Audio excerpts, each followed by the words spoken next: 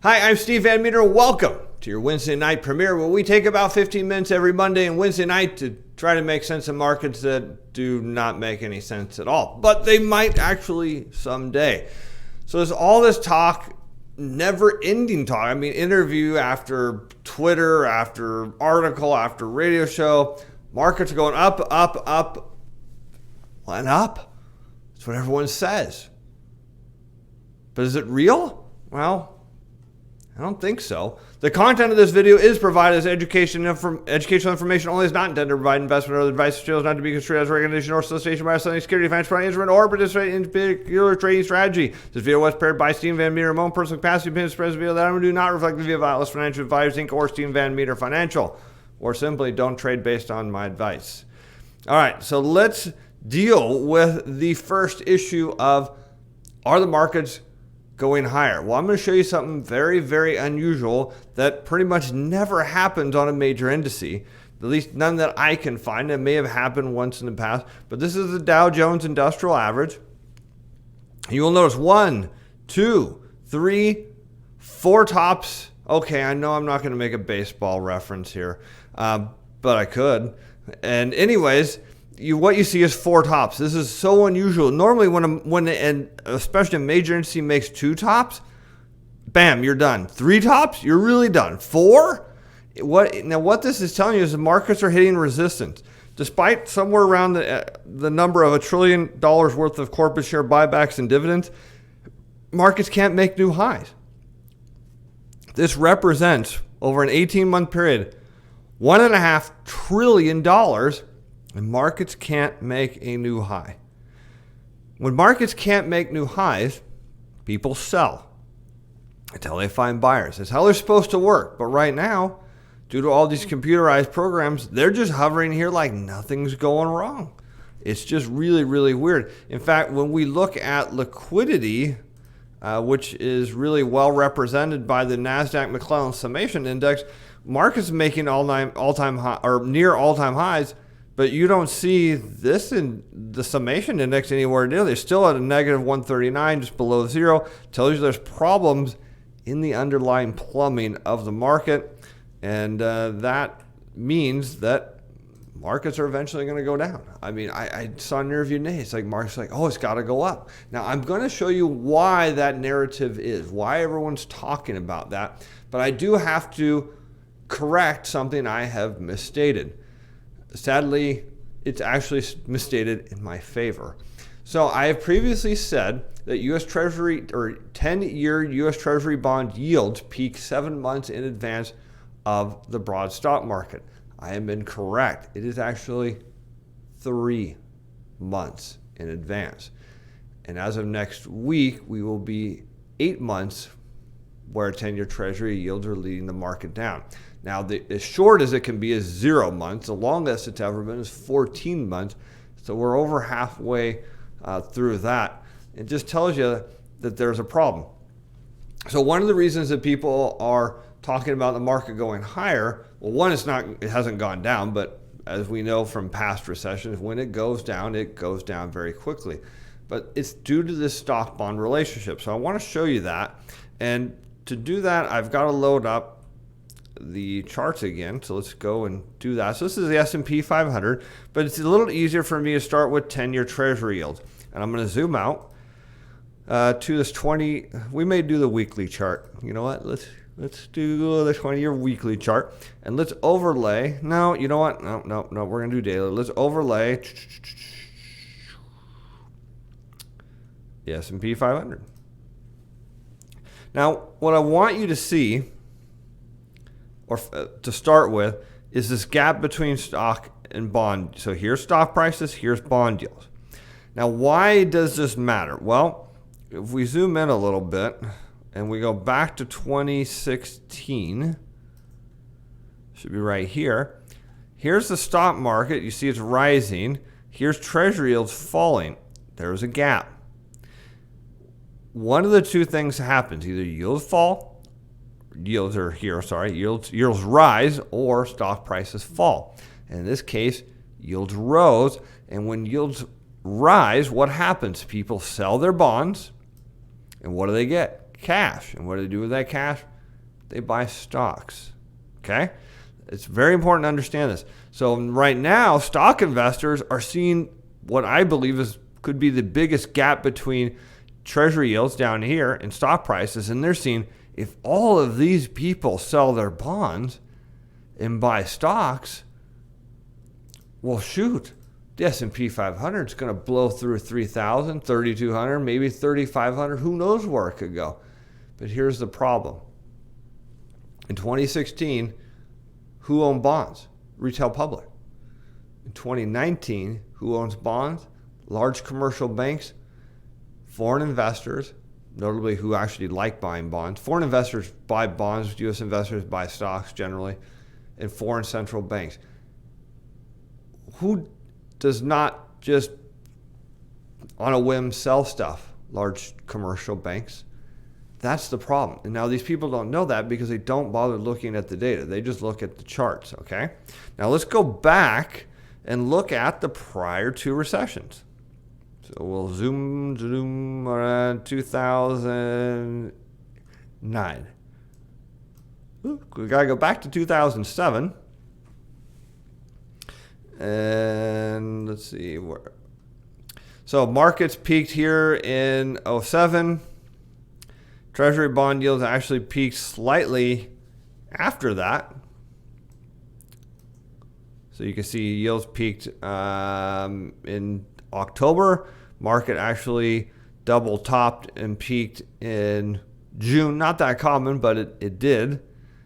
But look at how small the gap was. It's not very big. Not very big at all. Let's go back to, I think we have to go all the way to the end here. 2000, markets peaked at least in January.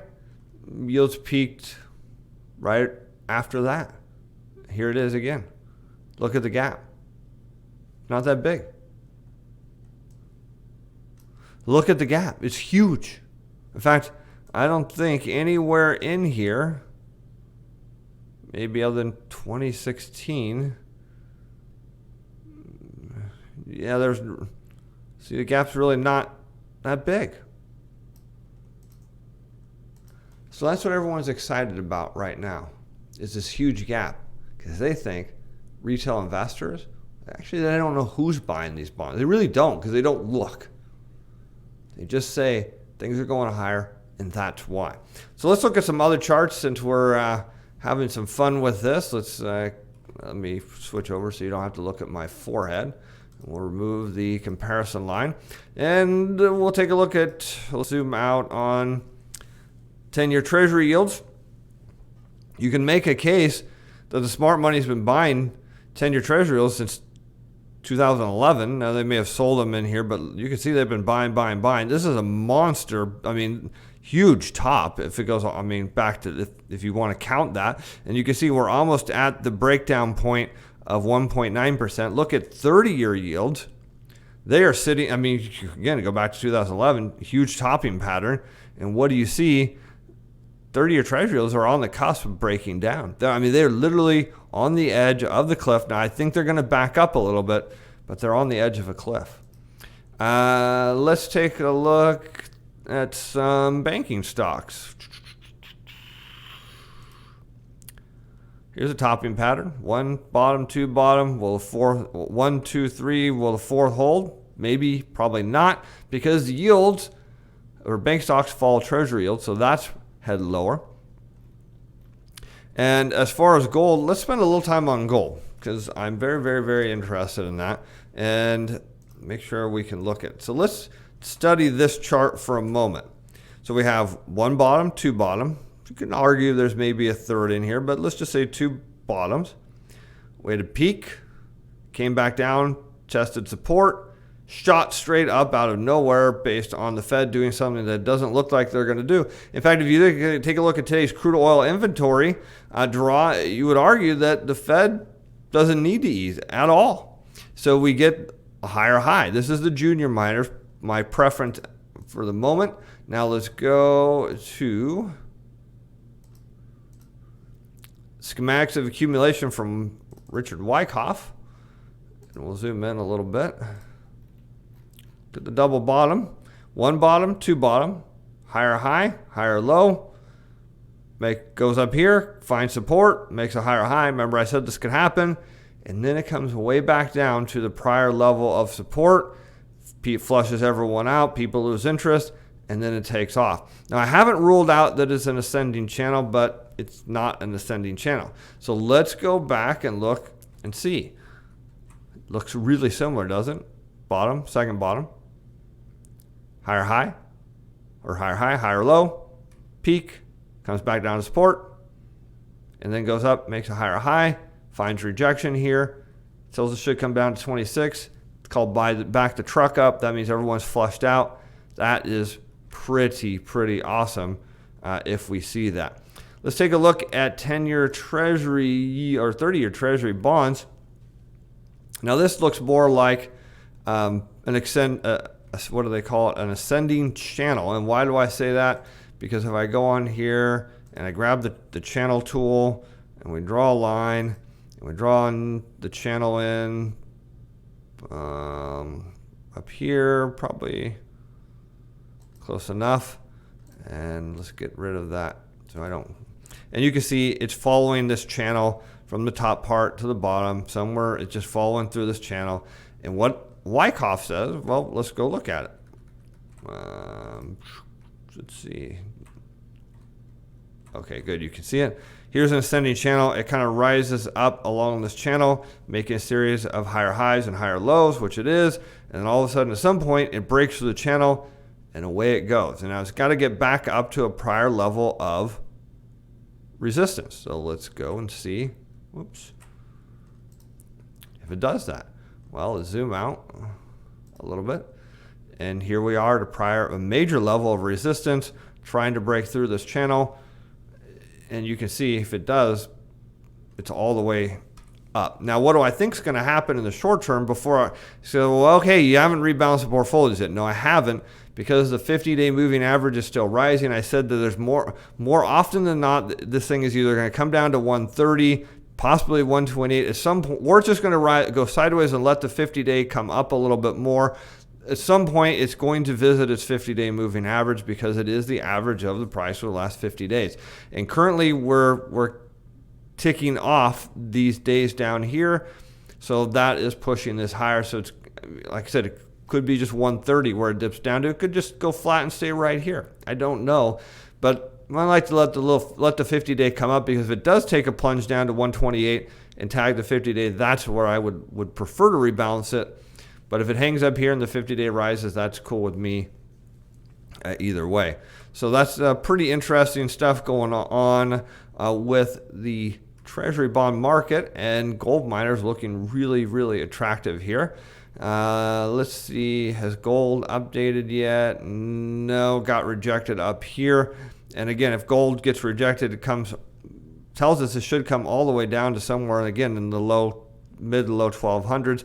We'll watch the mining stocks because they're a lot easier to follow, and nothing but good things there. So let's see anything else of interest that I might want to take a look at before. We could look at silver miners and see, I mean, they're not breaking out, not like the junior miners are. So in order for them to be in this double bottom, see, they kind of broke through this kind of, didn't quite negate the pattern, but it didn't really hold it. Silver miners would need to be up here and come back down. GDX, the large gold miners, that would tell me that they're headed back down to $18 and $19 a share. But either way, it is pretty interesting because we're seeing rejection here. I mean, what were the narratives of why people bought gold? Fed rate cut. Doesn't look like it's going to happen. If oil does go up, guess what's a big component of CPI? Oil.